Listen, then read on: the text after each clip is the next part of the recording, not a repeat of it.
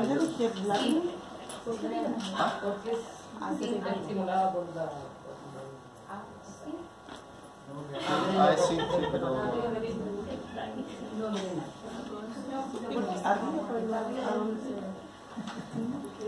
Sí, porque en humanos se llama glándula suprarrenal. Porque está arriba, ¿cierto? Está sobre la glándula, sobre el riñón. Pero en los animales ya no es suprarrenal, ¿sí? Adrenal significa adyacente al riñón. Adrenal, ¿sí? Al lado del riñón.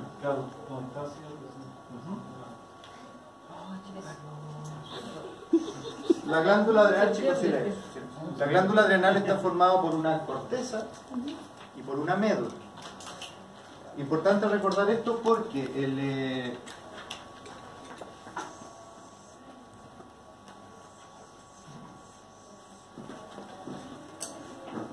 este caso, el eje hormonal que regula el funcionamiento de la glándula adrenal se denomina eje hipotálamo, hipófisis, y en este caso adrenal.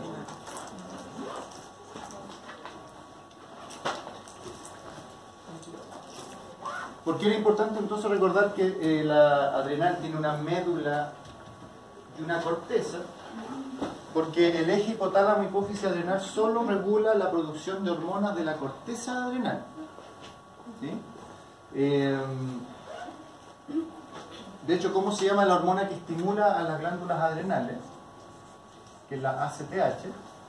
Es la hormona adrenocórtico de corteza trófica, es decir, solo estimula a la corteza de la glándula adrenal.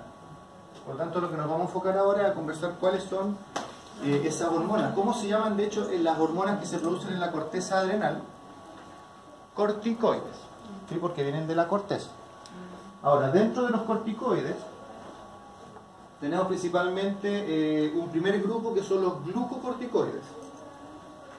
¿Y por qué reciben el nombre de glucocorticoides? Porque son hormonas de la corteza adrenal que afectan el metabolismo de la glucosa.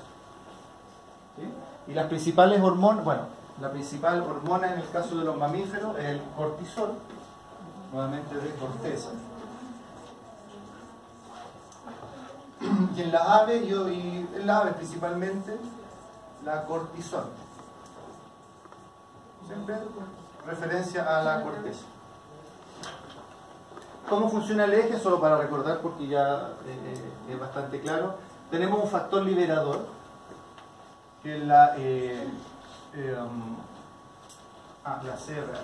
el factor liberador de corticotropina que libera el hipotálamo, el cual estimula el hipotálamo para que produzca ACTH, y la ACTH estimula principalmente a la corteza adrenal para que produzca cortisol.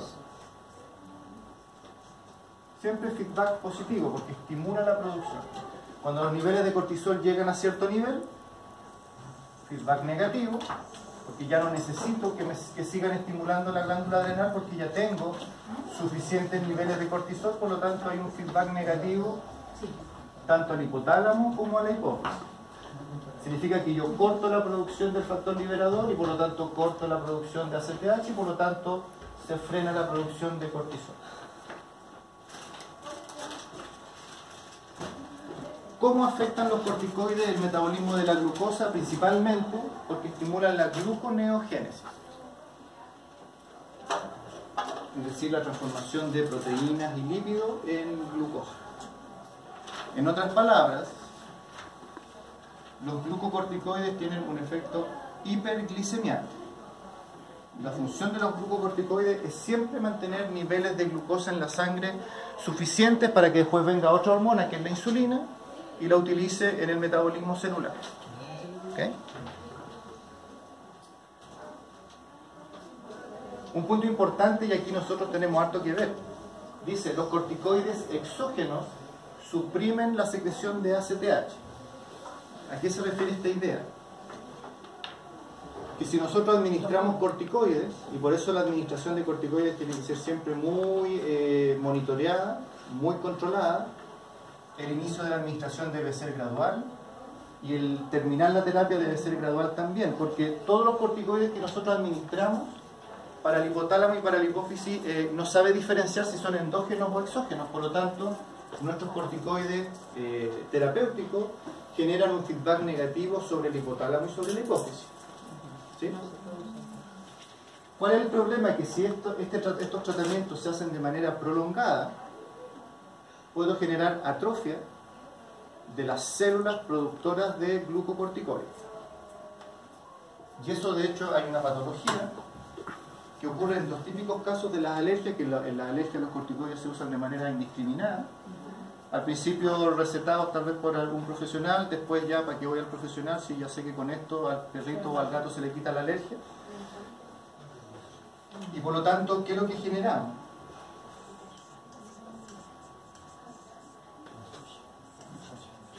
El catching, que también se le llama hiperadrenocorticismo,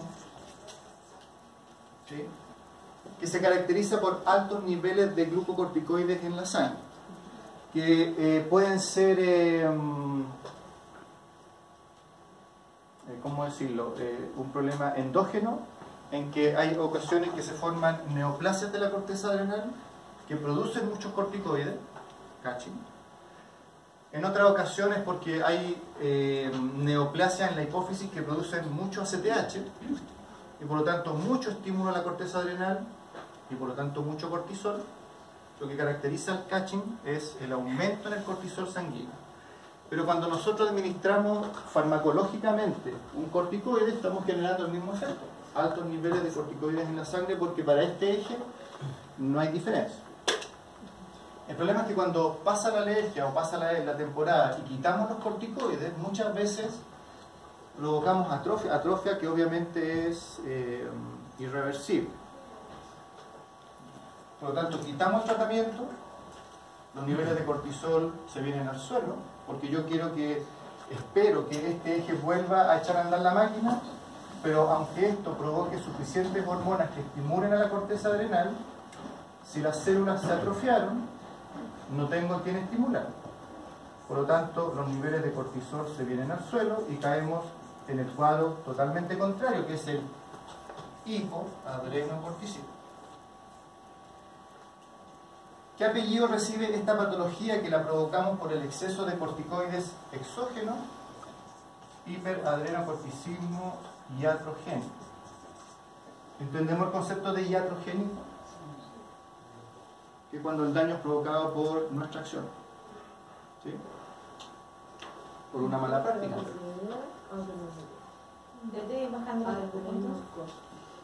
Y claro, primero, los tratamientos no pueden ser prolongados, por eso. Siempre son con un plazo determinado. Y yo debo hacerlo gradual precisamente para que este eje lentamente comience a frenar la producción del cortisol endógeno y se acostumbre al corticoide que yo estoy administrando. Y posteriormente para que si yo quito de un día para otro los corticoides, este eje no es automático. Entonces puedo estar varios días sin niveles de cortisol adecuados, lo cual puede generar problemas en el paciente. Profesor, una consulta. El hecho de que se haga un tratamiento prolongado con corticoides, he escuchado que es tendiente a vellosidades de los niños sobre todo. Bueno, ¿cuáles son los signos clínicos de esta patología? Y eso tiene que ver mucho con esto. Del momento que los corticoides estimulan la gluconeogénesis, echan mano a las proteínas principalmente del organismo. Por eso, un individuo con un catching pierde masa muscular, ¿sí? Hay movilización de grasa, por lo tanto tiende a ser un animal no obeso, pero sí con abdomen pendulante,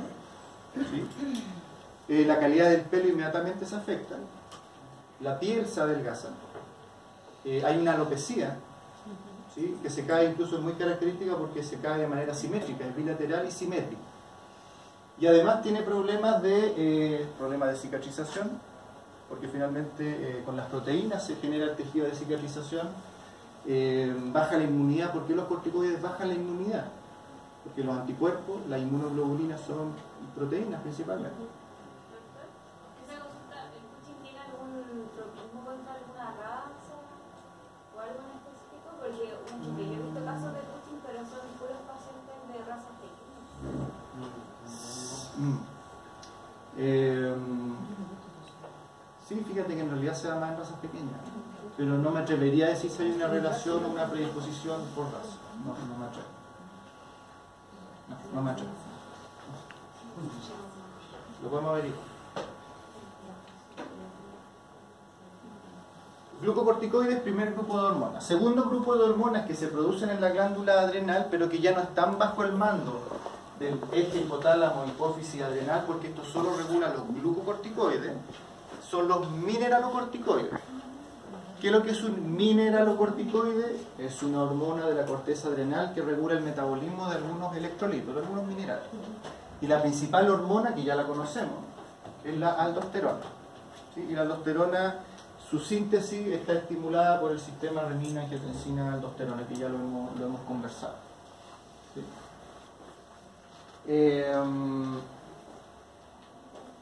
¿Dónde se produce la aldosterona nuevamente? Corteza adrenal. ¿Dónde genera su efecto? Túbulo distal renal. ¿Cuál es el efecto? Reabsorción de sodio y excreción de potasio y iones de hidrógeno.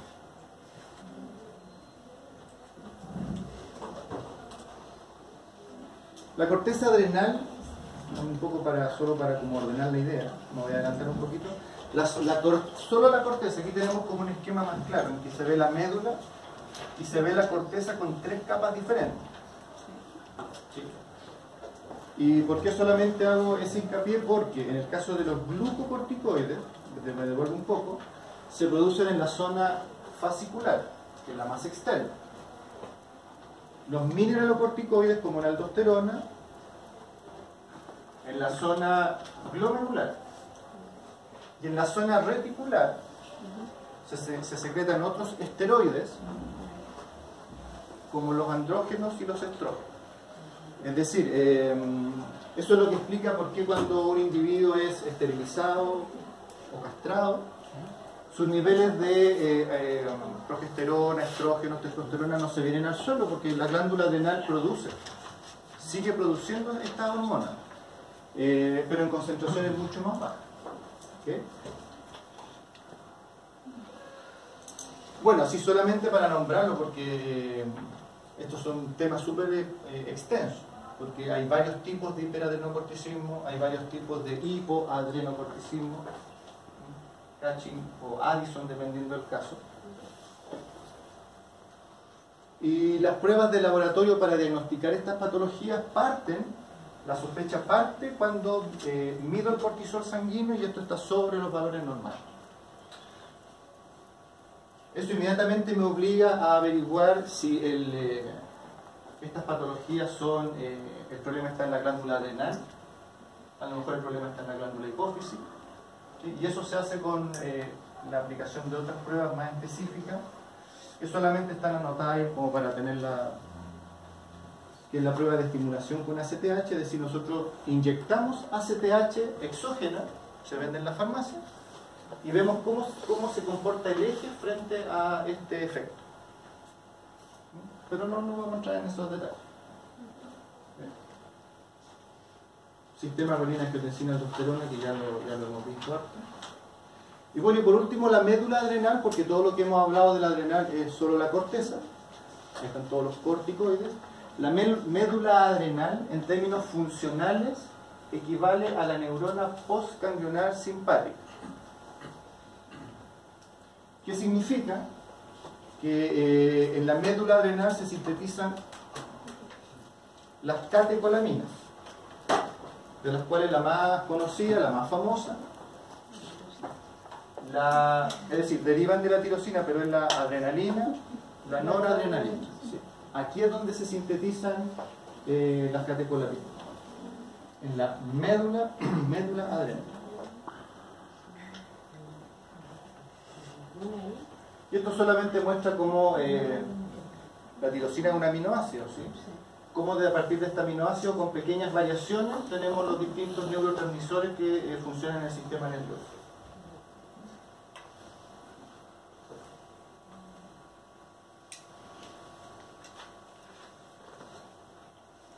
Ya, adrenal, fuera, tiroides.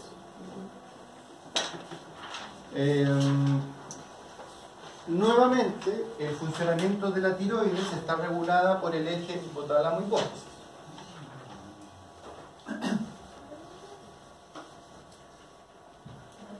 Parece que mencionamos qué significa la palabra tiroides. ¿No? Escudo.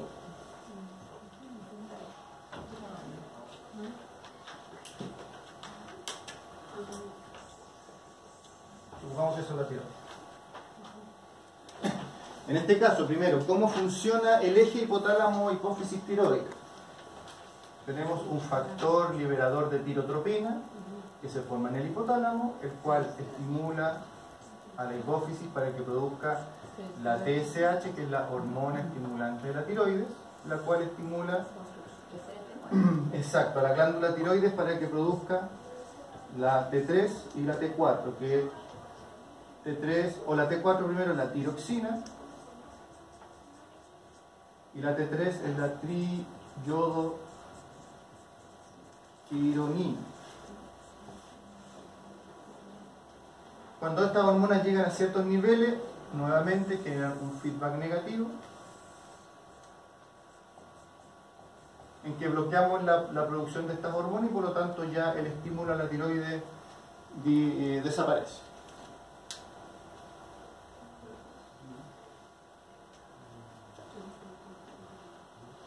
No son dos hormonas diferentes. ¿En qué sentido? De que lo que nosotros medimos principalmente en sangre es la T4. La T4 es la forma en que la T3 viaja por la sangre. ¿Qué es lo que diferencia? T4 es la que viaja por la sangre. ¿Cuál es la diferencia entre la T3 y la T4? La cantidad de átomos de yodo que posee en su estructura. El T3 claramente se llama así y se llama triyodo, es porque tiene 3 átomos de yodo en su estructura. Y la T4, 4 átomos de yodo en su estructura. La hormona viaja en la sangre como tiroxina, generalmente casi en un 99% unida a proteínas plasmáticas porque es una hormona lipofílica, ¿sí? Es una hormona no esteroidal, pero sí lipofílica. El 1% solamente viaja libre. Pero cuando la tiroxina llega al órgano o al tejido efector, sufre un proceso de deyodinación. En términos simples es que bota un átomo de yodo y se convierte en T3. Porque la hormona que genera un efecto metabólico activo es la T3, no la T4.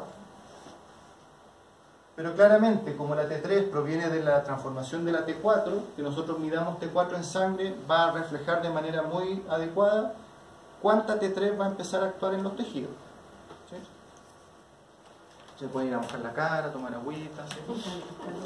O unos charchas. ¿Es vieja esa palabra, charchas? Guascazo. Profe de micro nos dice que nos manda guascazo. Produce la T3 y la T4. Primero, la forma en que se organiza el tejido dentro de la glándula tiroide es en forma de folículos. Aquí tenemos como el esquema. Son folículos que en el centro tienen una proteína tipo coloide, que es donde se almacenan, porque la tiroides produce sus hormonas y las almacena, y que cuando se necesita que actúen, se liberan a circulación. Por lo tanto, la T3 y la T4 se sintetizan en las células foliculares. ¿Sí? Y se almacenan en el coloide.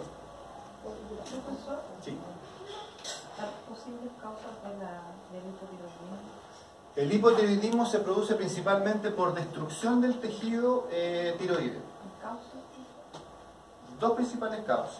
Autoinmune, que es muy común, la principal causa es tiroiditis autoinmune. Y la segunda es linfocítica, en que se empieza a producir una infiltración de linfocitos. Y los linfocitos, por alguna razón, empiezan a migrar a la tiroide y comienzan a rellenar todos estos folículos, incluso afectando a las células foliculares, y por lo tanto empieza lentamente a decrecer la producción de hormona tiroidea. Contra eso claramente no hay nada que hacer. Por lo tanto, lo único que queda por hacer es externamente suplementarla con T4. Y damos la T4 porque cuando esa T4 que consumimos entra a los tejidos efectores se va a convertir en T3. ¿Sí? Sí, hay muchas más. T4 también. Genérico. En el caso del hipertiroidismo, la principal causa tiene que ver con neoplasia. Neoplasia en el tejido tiroideo que aumentan la producción. Aumenta la producción de T3 y T4. Tratamiento, realmente es quirúrgico. El problema es que al sacar la neoplasia tengo que sacarla con tejido tiroideo. Y por lo tanto caigo... Ah, ya, sí. Yo creo que eso tiene que ver más con el tipo de neoplasia que aparezca en el tejido, si es un adenoma o un adenocarcinoma. Porque, por ejemplo, hay unos que son... Yo tengo hipertiroidismo, estuve en tratamiento 2 años con tirosina. ¿Con tirosina? Y me hicieron la eco, me hicieron todo ese tipo de cosas y no tenía nada. Porque generalmente se forman nódulos.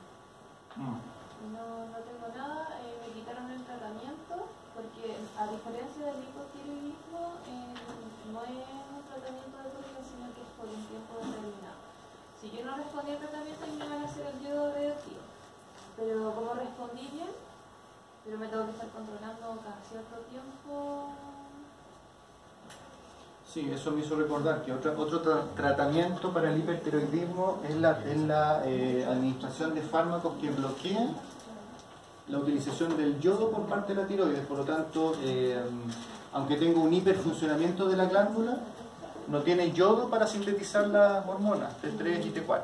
O sea, creo que dentro del tratamiento de la dieta a seguir no puedo comer nada con yodo, o sea, marisco, pero la sal. Ahora consumimos sal de mar, pero hubo un tiempo que no podía comer nada, absolutamente nada, cuando estaba en periodo de tratamiento. Nada con sodio. ¿Te implica un chequeo? ¿Chequeo cada cierto tiempo? Sí, cada 6 meses me tengo que hacer un chequeo. Porque estuve súper mal, porque yo en meses comía como cerda y empecé a bajar mucho de peso. Yo feliz. Todos te dirán. Pero efectivamente tenía más deseos de comer. ¿Te daba mucha hambre? Sí, yo pasaba con fatiga, no podía comer como 3 completos y seguía con hambre. No sé, sin golpe.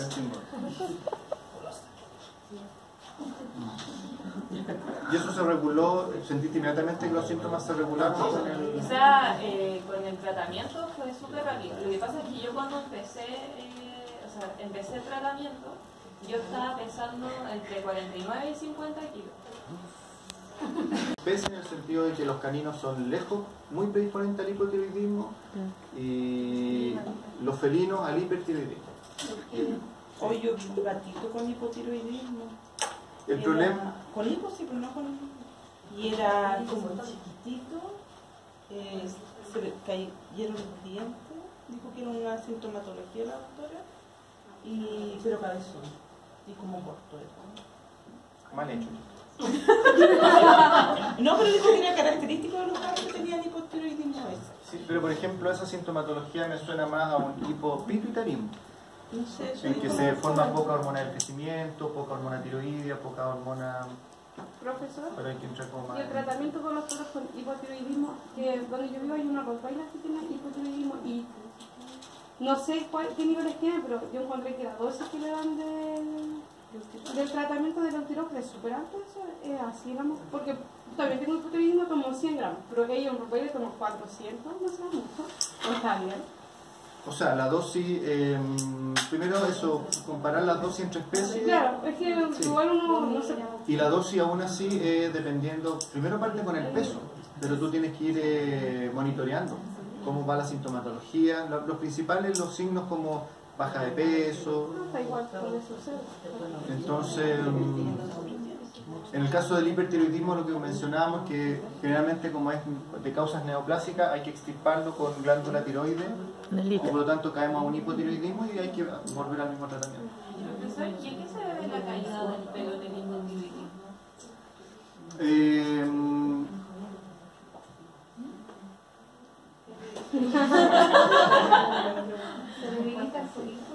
Sí, hay que pensar, bueno, primero el tejido, el folículo piloso es un tejido que está en constante regeneración, lo que permite el crecimiento. Y todos esos tejidos que son, pensémoslo así, son los tejidos que requieren más energía para mantenerse activos porque están todo el tiempo trabajando, son los que primero se afectan cuando hay una baja en el metabolismo general. Y en este caso hay como un debilitamiento. Yo no creo que sea pérdida del folículo piloso, sí puede ser un debilitamiento. Es como hablábamos recién del por qué se adelgaza la piel en el catching, porque se degradan las proteínas de la piel. Por lo tanto yo creo que apunta un poco a eso. También se quiebra la uña. En el hipotiroidismo. Gracias. ¿Cómo evaluamos? ¿Cómo diagnosticamos? Principalmente la medición, dos mediciones, T3 y T4, a ver cómo están los niveles basales de hormonas tiroideas en circulación, y además como el problema puede estar también en la tiroides, perdón, en la hipófisis, hay que medir la TSH, la hormona estimuladora. Porque por ejemplo, si el hipotiroidismo, el problema está en la glándula, la TSH suele estar elevada. ¿Por qué? Porque como la glándula es el problema, se produce poco T3 y T4. Como hay poco T3 y T4, ¿cuál es la señal para la hipófisis? Oiga, prodúzcame más TSH que necesito estimular a mi glándula tiroides. Pero claramente nada pasa. Pero cuando el problema está en la hipófisis, y lo que tengo es solamente una glándula poco estimulada,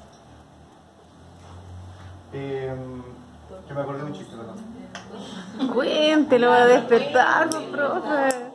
No, porque ella agrada todo. T3 y T4, pero porque está estimulada de forma ineficiente por la hipófisis, porque el problema está en la hipófisis. Eso es lo que se llama un hipotiroidismo primario, un hipotiroidismo secundario. Yo tengo que diferenciar porque el tratamiento va a ser distinto. Si el problema está en la hipófisis, yo no saco nada con dar T3 y T4. Cuando solamente lo que yo podría investigar es qué es lo que está pasando y recuperar el estímulo. No es fome. No debí haber dicho. Creo que en el hipotálamo no podría tener problema. Sí, todo puede ser, en biología todo puede ser. Que Sería haya estimulación terciario. de la TSH. Terciario. Pero es menos frecuente. O menos descrito. Ahora, un paciente que tenga alteraciones del hipotálamo, tomando en cuenta todo lo que controla el hipotálamo, el menor de los problemas es la tiroides. Ahora, cuando uno piensa en tiroides, solamente piensa en T3 y T4 y se olvida que hay otra hormona muy importante que se sintetiza en la glándula tiroides. En este caso, ya no en las células foliculares, sino que en las células parafoliculares, es decir, células que están entre los folículos. Esta hormona es la calcitonina y su principal función tiene que ver el regular el metabolismo del calcio y del fósforo. ¿Ya? De ahí viene su nombre. ¿Perdón? ¿Y será la causa de la taquicardia o las arritmias relacionadas con la tiroides? Sí. ¿Es lo que disertamos? El grupo... Sí. Bueno. Ahí está la causa. Pero tenía que ver con T3 y T4, con el metabolismo. Esto solo regula el metabolismo... entiendo. Por el calcio. Sí. No, porque a ver, ¿cuál es la acción que tiene la calcitonina? Dice, inhibe la absorción intestinal de calcio, inhibe la resorción ósea, aumenta la excreción de calcio y magnesio por los riñones. Por lo tanto, ¿cuál es el efecto de la calcitonina? Es un efecto hipocalcemiano. Hipocalcemia. Su función entonces se antagoniza con la paratormona, cuya función es todo lo contrario. Es hipercalcemiante. La paratormona se preocupa de que siempre haya calcio en los huesos, en la sangre. En cambio, la calcitonina de disminuir los niveles de calcio en la sangre. Ahora, ¿por qué aquí se asocia a los fosfatos? Primero, porque ¿de qué manera se almacena el calcio en los huesos? ¿Cómo se llama la molécula que se almacena? Porque la principal reserva de calcio son los huesos. Si nosotros necesitamos calcio, inmediatamente vamos a empezar a sacarlo de los huesos.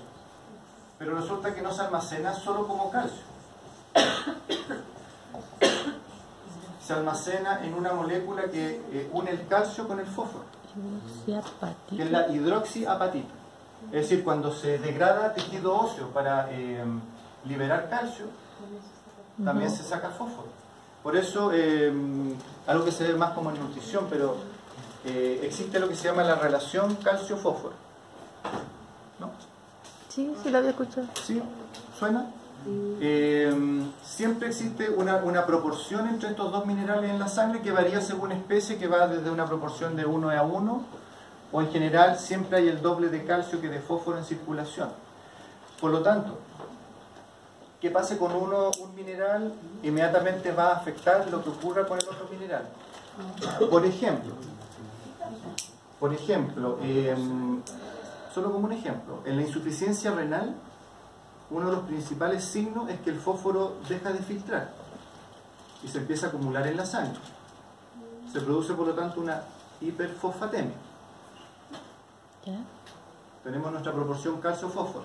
Si el fósforo se deja de eliminar por los riñones, porque normalmente se elimina por la orina, el exceso, y el fósforo se empieza a acumular en la sangre, esta relación calcio-fósforo se pierde. Siempre tienen que estar ahí. Y por lo tanto la paratormona, ¿qué es lo que empieza a funcionar? Porque dice, el calcio se está quedando abajo, necesito sacar calcio de los huesos hacia la sangre, y por lo tanto la paratormona comienza inmediatamente a trabajar para que esta relación se nivele. Por eso los estímulos para que se liberen estas hormonas, tanto la calcitonina como la paratormona, que la vamos a ver un poco más adelante, tiene que ver con los niveles de calcio en la sangre y tiene que ver con los niveles de fósforo. ¿Sí? Esa es la calcitonina. Principalmente su efecto es bajar los niveles de calcio en la sangre. ¿Y cómo lo logra? O eliminándolo por la orina el exceso, ¿sí? Y ojo, porque ahí se predispone a la formación de cálculos de calcio, o bien evitar de que se saque calcio de los huesos. O sea, el calcio yo lo quiero fuera de la circulación. Páncreas, nuestra siguiente glándula. Del páncreas habíamos hablado un resto cuando vimos sistema digestivo. Y ahí mencionábamos de que el páncreas se denomina o se define como una glándula mixta.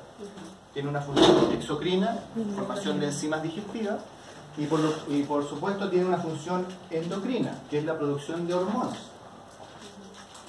Siempre que hablamos de hormonas pancreáticas siempre nos quedamos como en la insulina nomás, y a veces nos acordamos del glucagón.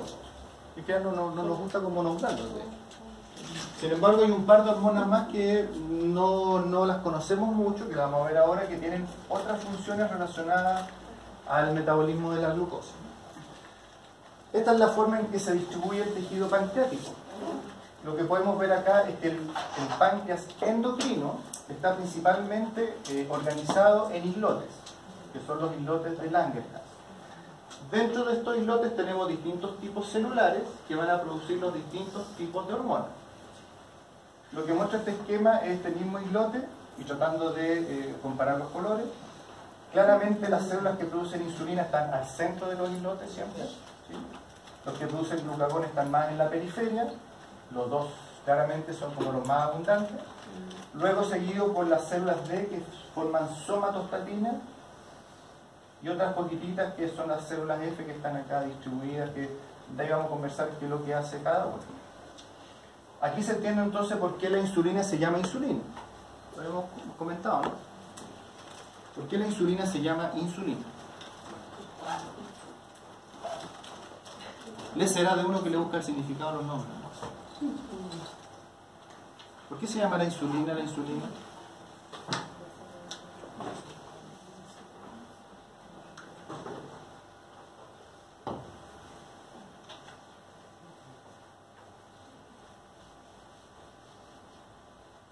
Sí, saben.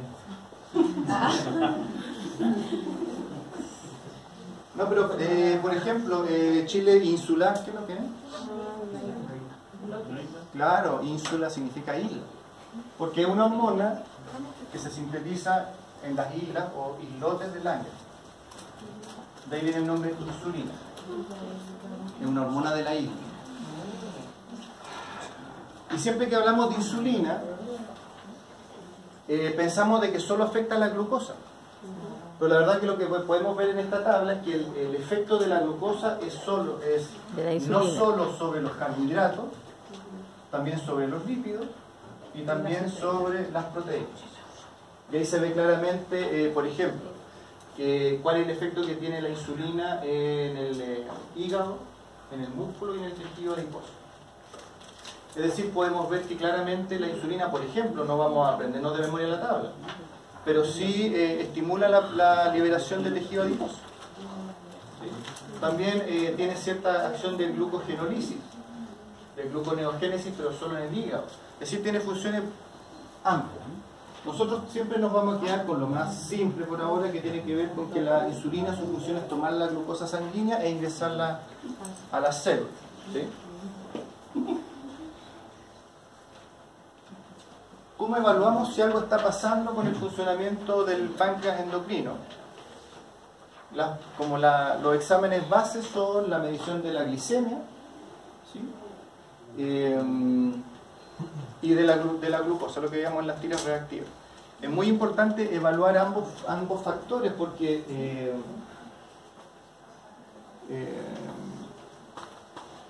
lo conversábamos. El 100% de la glucosa filtra por los riñones, pero el 100% de la glucosa se reabsorbe en los túbulos proximales, por lo tanto nada de glucosa se pierde en la orina. A menos que tenga un paciente con una hiperglicemia en que esté filtrando demasiada glucosa, porque el túbulo proximal tiene un umbral, tiene un límite de reabsorción de glucosa. Que por ejemplo, en el caso del perro, es de 180 miligramos de glucosa. En el caso del felino, va de 240 a 280 miligramos de glucosa. ¿Qué significa esto?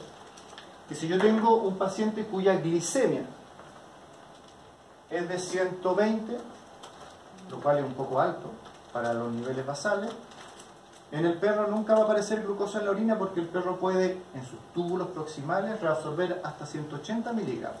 Ese es su límite. ¿120 le dará algún problema? No debiera. En biología, claro, no debiera. Pero si tengo un paciente con una glicemia de 200 miligramos por decilitro, 300, claramente el límite de reabsorción se supera. Y por lo tanto reabsorbo 180, pero los otros 120, si es que son 300, aparecen por la orina. ¿Cuál es el problema de...? Miren, el gato aguanta mucho más incluso. ¿Cuál es el problema de este umbral tan amplio que yo puedo estar fácilmente con hiperglicemia hace mucho rato y no presentar ninguna signología porque aún no presento glucosa en la orina? Porque ¿cuáles son los signos que hacen sospechar de que está apareciendo una diabetes mellitus? ¿Cuáles son las P que se asocian a la diabetes mellitus? Claro, oiga, mi perrito, mi gato está orinando, siempre orinaba afuera, ahora se hace arriba de los sillones, se hace en la cama, no se aguanta, se hace en la noche. Está tomando mucha agua, yo le colocaba un plato y ahora al mediodía el plato ya se agotó por aquí. En realidad son 4 las P. ¿Cuál es la tercera P?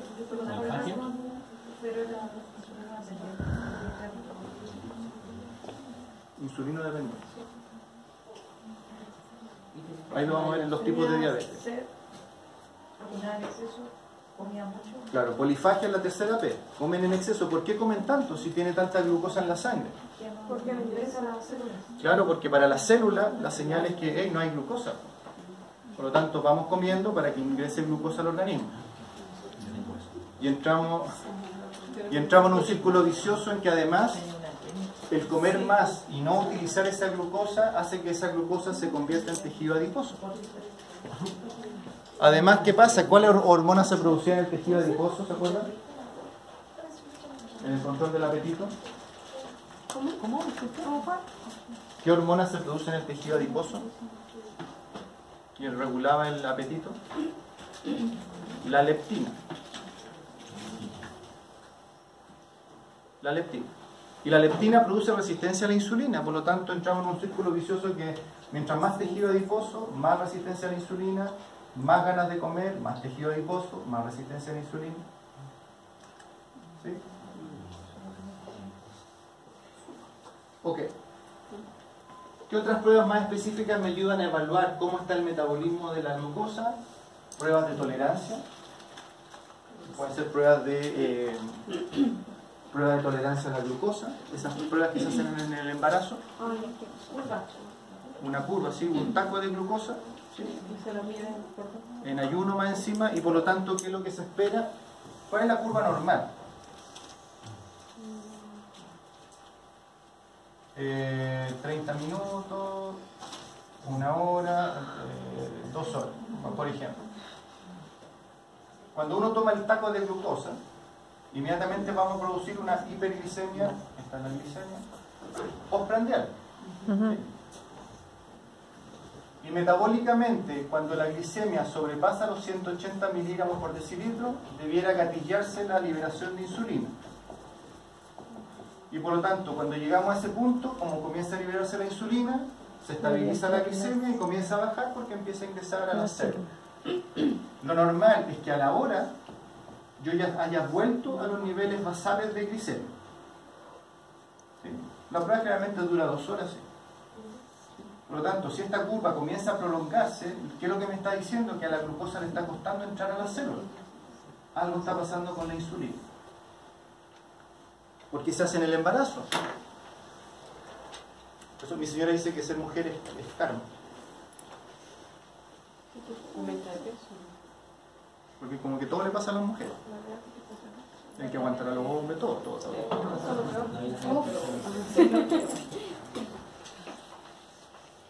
Pero, Porque la progesterona, la hormona del embarazo, produce resistencia a la insulina. De ahí el origen de la diabetes gestacional en el caso de alguien que tenga predisposición. ¿Sí? Segunda prueba, que en humanos se usa ya hace mucho rato, en animales ya se está usando también, es la hemoglobina glicosilada. ¿Sí? ¿Qué es la hemoglobina glicosilada? Es la unión de la glucosa con la hemoglobina. ¿Qué es lo que refleja? ¿Qué es lo que me muestra? La hemoglobina, todos tenemos hemoglobina glicosilada porque todos tenemos hemoglobina y glucosa en circulación. Pero cuando los niveles aumentan sobre los rangos normales, ¿qué es lo que me está acusando? Me está acusando, esta persona, este individuo tiene altos niveles de glucosa y por un largo periodo de tiempo. Me hace como una cartola histórica. ¿Sí?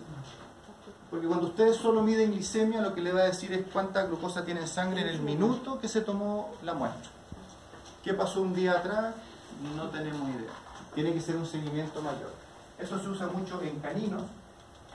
Y en felinos se utiliza más la fructosamina, que es un poco el mecanismo muy similar. Esas son pruebas más específicas ya para determinar si estamos frente a un cuadro de diabetes. La diabetes mellitus, no vamos a entrar en detalle, hay principalmente 2 tipos. La tipo 1, que también se le denomina dependiente de insulina, en que ahí lo que ocurre es que el individuo efectivamente produce poca insulina. La tipo 1. En cambio tenemos una tipo 2, en que en realidad el individuo tiene suficiente, incluso altos niveles de insulina, pero hay resistencia de su función a nivel celular.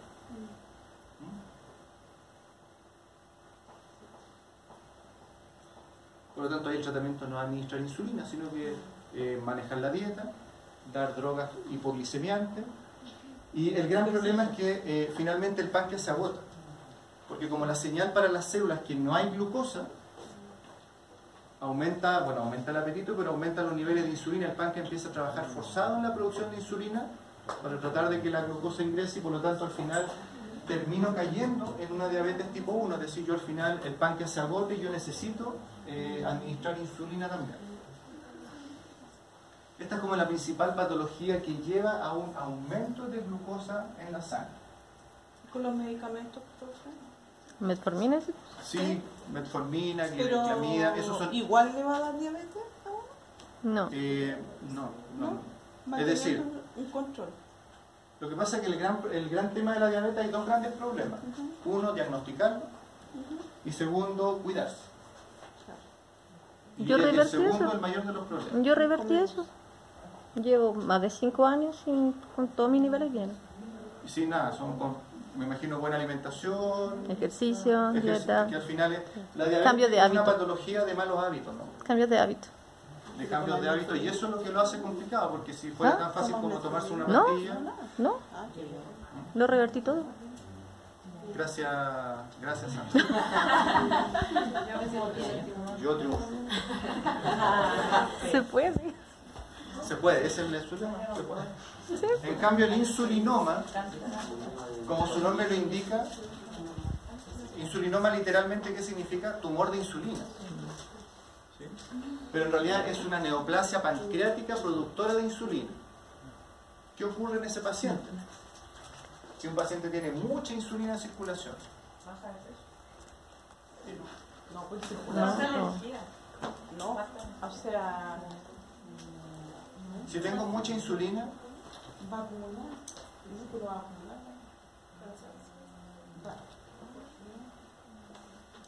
no, ocurre lo contrario. Rápidamente toda la glucosa se va dentro de la célula. Pero ¿y si no? Ah, es que lo que pasa es que si yo no estoy reponiendo los niveles de glucosa, pero es que igual es relativo porque puedo sacar glucosa del hígado, tengo la neoglucogénesis. ¿Sí? Que en microbiología nos pasaron un paper de insulinoma en canino y teníamos que hacer un análisis, no sé si se acuerdan, pero yo me acuerdo. Y los síntomas parecía que el perro tenía falta de energía, que tenía mucho apetito, entonces el tratamiento era o extirparlo o reducir su actividad física, estar ¿no se acuerdan? Sí. El bioquímico. Lo más probable es que eso el bioquímico. De lo que se siente hablar de algo que nadie entiende lo mismo. En microbiología. No en química. No, sí, en bioquímica. Por eso la gente diría. Un detalle, hay tres tejidos, silencio, hay tres tejidos en el organismo, solo tres en el organismo, que no necesitan insulina para que la glucosa ingrese a sus células. ¿Saben cuáles son?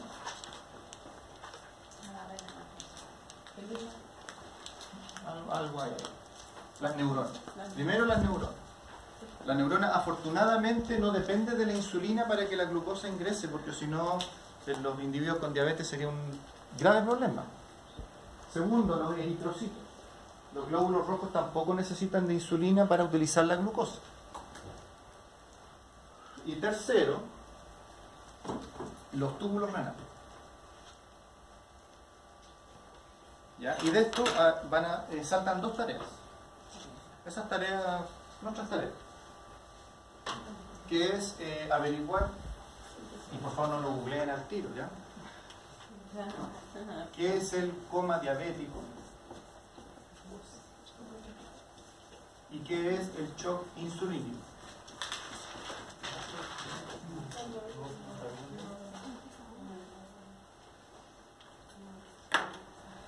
¿Okay?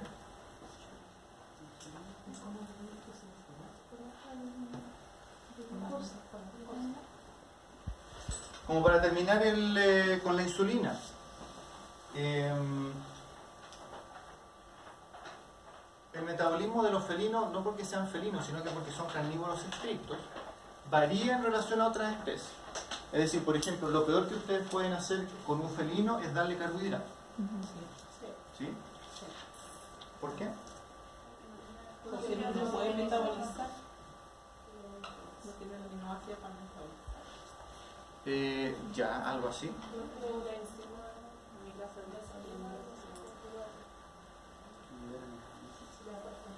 Porque un felino no puede estar más de 2 o 3 días sin comer.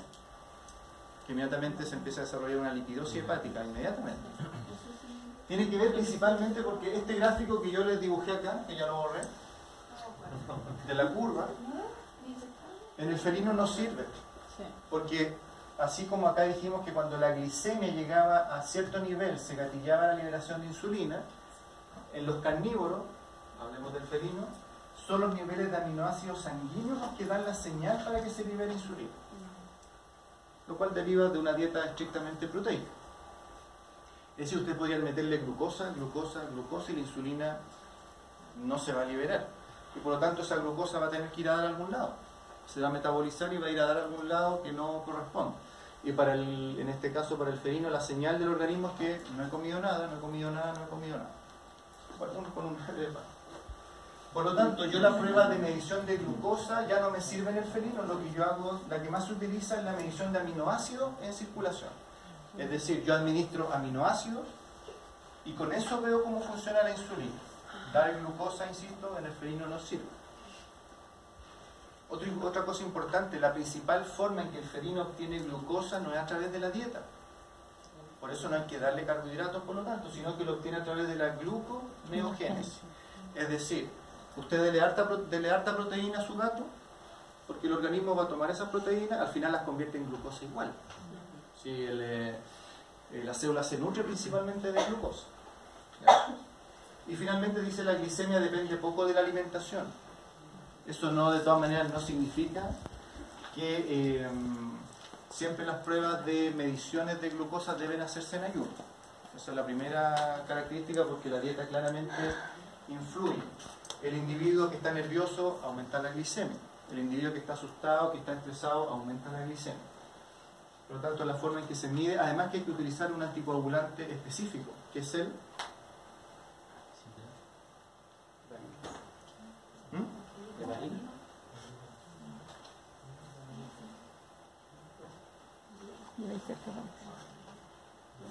Ya, chicos, yo me voy. No, que la prueba. No, tapa gris, fluoruro de sodio. Fluoruro de sodio. Sí. Tiene que ser un anticoagulante específico para medir glicemia. ¿Pero eso no es felino? No, eso en general, eso en general. ¿Se acuerdan lo que hacía el fluoruro de sodio? Frenaba la glicólisis en las células de la muestra. Por lo tanto, estando dentro del tubo, las células seguían vivas. Me comían la glucosa que estaba en la muestra si querían seguir vivas. Por lo tanto, la muestra llega al laboratorio y los niveles de glucosa están bajos porque alguien me comió la glucosa. El anticoagulante lo que hace es evitar que eso ocurra. Glucagón, y con este salimos a otro break. Ya. ¿Al final? Después, pues dijo. ¿Por qué? ¿Qué hora es? ¿Qué hora es? ¿Es hasta las 5:40?